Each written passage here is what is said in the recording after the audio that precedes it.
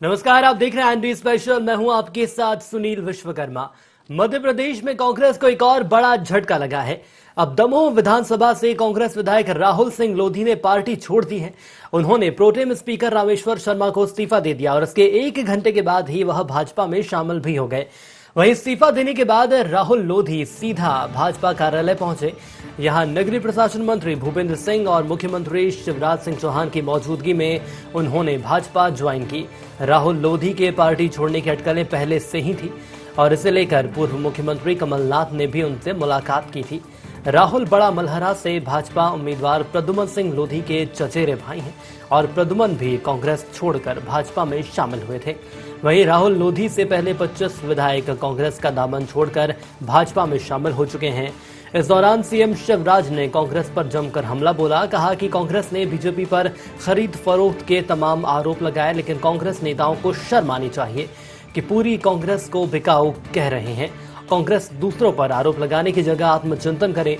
वहीं सीएम शिवराज ने कहा कि अब कांग्रेस प्रदेश में सिर्फ कमलनाथ कांग्रेस और देश में राहुल कांग्रेस बनकर रह गई है। हर किसी को कांग्रेस बिकाऊ कहती है। कांग्रेस में टिकाऊ लायक कुछ बचा ही नहीं है। पहले भी कांग्रेस के कई नेता बीजेपी में आए थे, तो क्या वो भी बिकाऊ थे? तो वहीं कांग्रेस ने बीजेपी पर लोकतंत्र की हत्या करने का आरोप लगाया।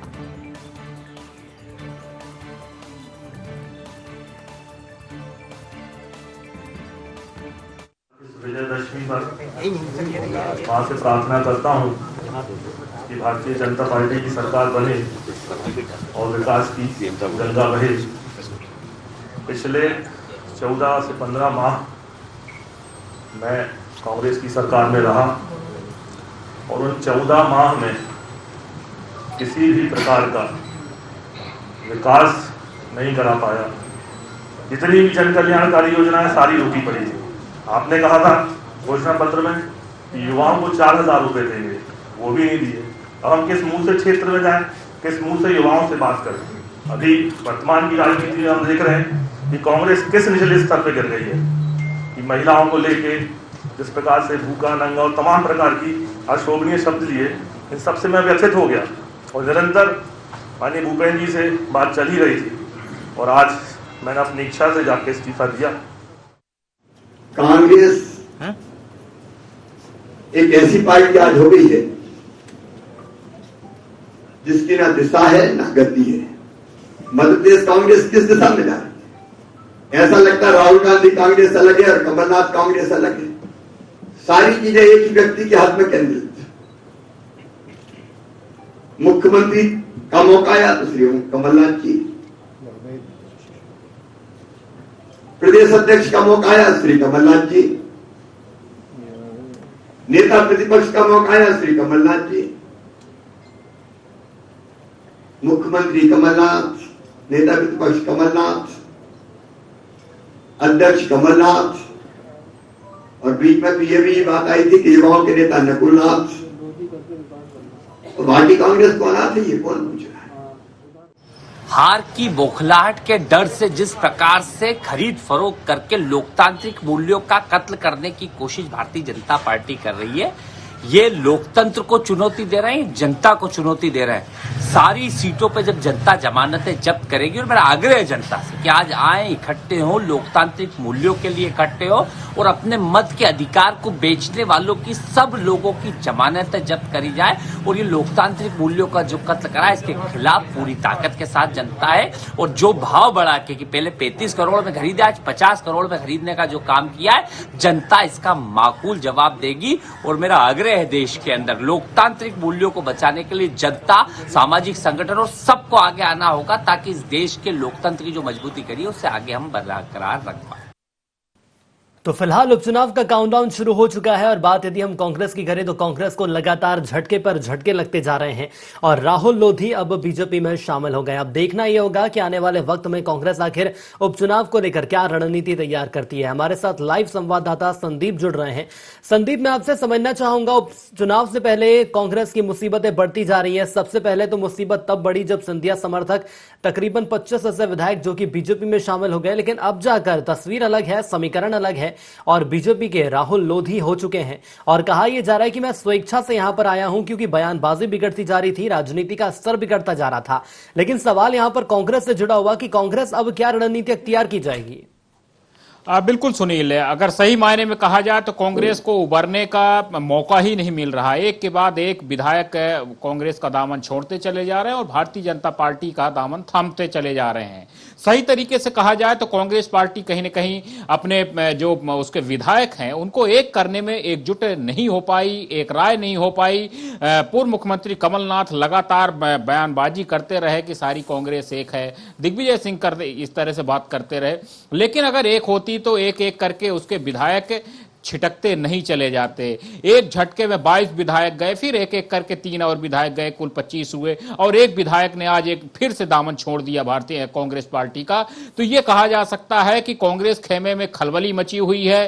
कांग्रेस के जो अन्य विधायक हैं कहीं न कहीं उनमें से भी, जैसे भारतीय जनता पार्टी, एक और भी सुनील कहना चाहूंगा कि सुनील पहले भी भाजपा लगातार कहती रही कि करीब 14 से 15 विधायक उनके संपर्क में हैं। तो इस तरह से भाजपा लगातार इशारे कर रही है, लगातार खुलेआम ऐलान करती चली जा रही है, उसके बाद भी कांग्रेस अपने कुनबे को बचाने में कहीं न कहीं नाकाम हो रही। तो ये सारी कांग्रेस पार्टी के जो सीनियर नेता हैं उनका जो नेतृत्व है उस पर भी सवाल खड़ा करता बिल्कुल सवाल खड़े होना लाजमी है। मैं आपको यहाँ रोकना चाहूंगा। हमारे साथ मीडिया पैनलिस्ट बीजेपी से नेहा बग्गा जी जुड़ चुकी हैं। नेहा जी, बहुत स्वागत है ND24 में आपका।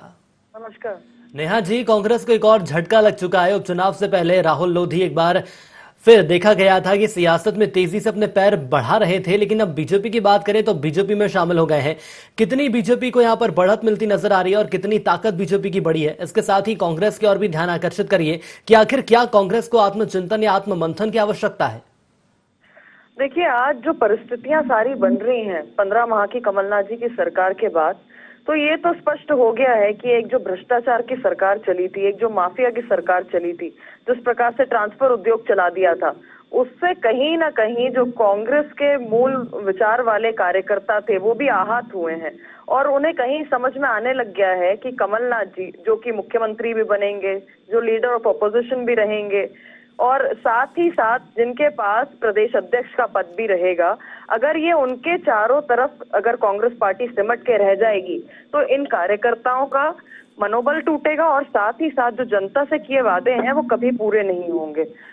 इसी के कारण बार बार लगातार कांग्रेस पार्टी को झटका लग रहा है, क्योंकि उनके कार्यकर्ता, उनके विधायकों को, उनके नेताओं को समझ में आने लग गया है कि एक उद्योगपति जो ट्विटर के माध्यम से अपनी सरकार चलाता हो, जो एक बहुत बड़ा उद्योगपति हो, जो महिलाओं का सम्मान करना नहीं जानता हो, जो अपने नेतृत्व में पार्टी को संभालना नहीं जानता हो, तो ये स्वाभाविक है कि उनकी पार्टी के जो कार्यकर्ता हैं उनका दिल भी टूटता है, मनोबल भी टूटता है और इसीलिए वो भारतीय जनता पार्टी के साथ जुड़ने का फैसला करते हैं, क्योंकि यहाँ पर उन्हें संगठन भी दिखता है, नेता भी दिखते हैं, नेतृत्व भी दिखता है।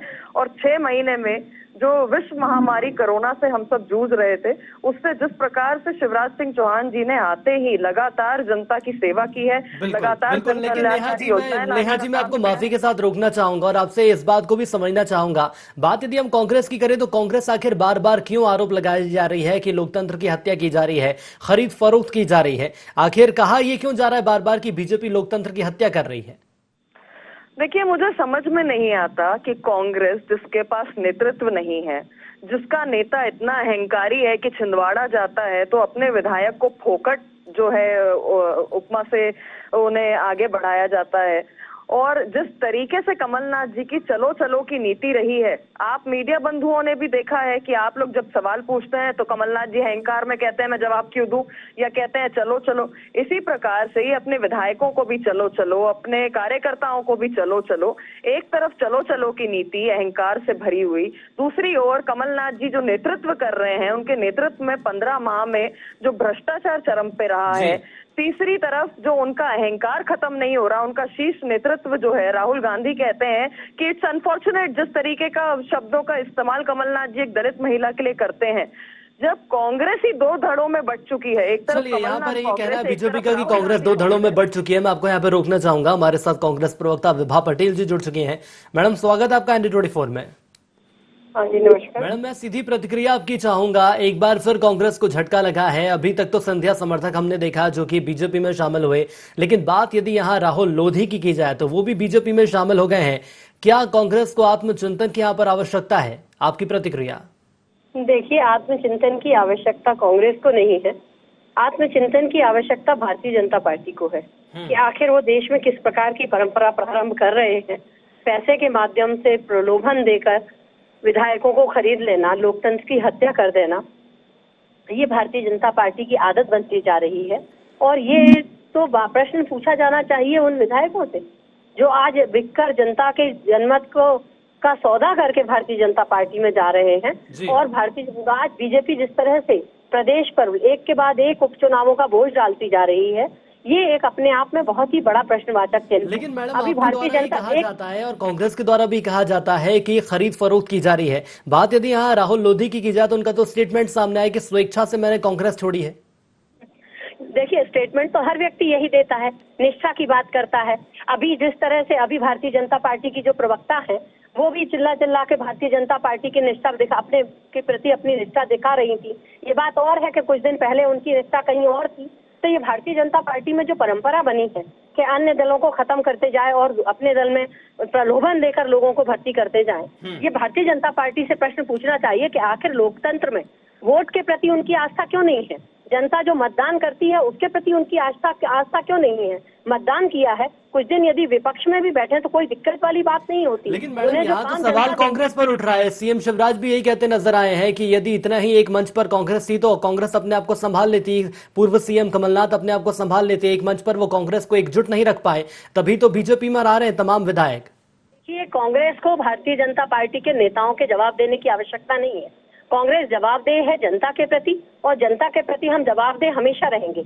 आज जिस तरह से सीएम शिवराज सिंह जी कह रहे हैं, शिवराज सिंह जी ये बताएं ना कि क्या प्रलोभन देकर वो एक के बाद एक विधायकों को खरीद रहे हैं। क्योंकि केवल और केवल ये बात ये इतनी सी है कि सामने आने वाले जो चुनाव है, 3 तारीख को जो चुनाव होने जा रहे हैं, उसमें उनको अपनी हार सुनिश्चित होती दिख रही है। इसीलिए वो जनता का सुनिश्चित होगी तो मैडम आने वाले वक्त में साफ ही हो जाएगा। नेहा जी से अंतिम प्रतिक्रिया जरूर मैं लेना चाहूंगा।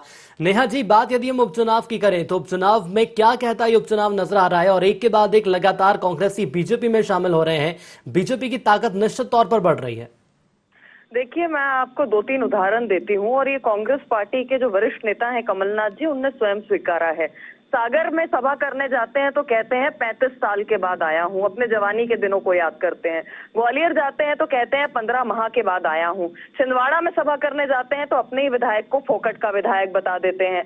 और इस प्रकार के जो उनका अहंकारी भरा जो पूरा एक नेचर है वो जनता ने बहुत करीब से देखा है। और जो जनप्रतिनिधि जनता की आवाज होते हैं उन्हें नकारने का काम, उन्हें चलो चलो का काम, उन्हें अहंकार दिखाने का काम जनता समझती है कि अगर हमारा जनप्रतिनिधि इतना मजबूर हो गया है कि अहंकारी उद्योगपति सत्ता में आ गया था 15 माह के लिए और इस वजह से हमारे सारे जन कल्याणकारी फैसले जो थे उसको बंद कर दिया गया है, इस वजह से वो भारतीय जनता पार्टी परिवार का हिस्सा बनता है क्योंकि उसको एक विश्वास दिखता है। बिल्कुल, यहाँ तमाम लोगों को बीजेपी में विश्वास तो नजर आ रहा है। नेहा जी, वक्त की मेरे पास कमी है इसलिए आप दोनों हमारे साथ जुड़े, आप दोनों का बहुत धन्यवाद। संदीप लगातार जुड़े रहे। संदीप, आपका ही बहुत धन्यवाद। तो बीजेपी में राहुल लोधी शामिल हो चुके हैं। बात विकास की जा रही है, बात में विश्वास की जा रही है और कहा यह जा रहा है कि आत्ममंथन यहाँ कांग्रेस को करना चाहिए। लेकिन सवाल ये सामने आ रहा है कि उपचुनाव ठीक सामने है और उपचुनाव से पहले तमाम कांग्रेस विधायक जो कि बीजेपी में शामिल हो रहे हैं, कांग्रेस के लिए चिंता का विषय जरूर है। यहाँ रुकेंगे छोटे से ब्रेक के लिए,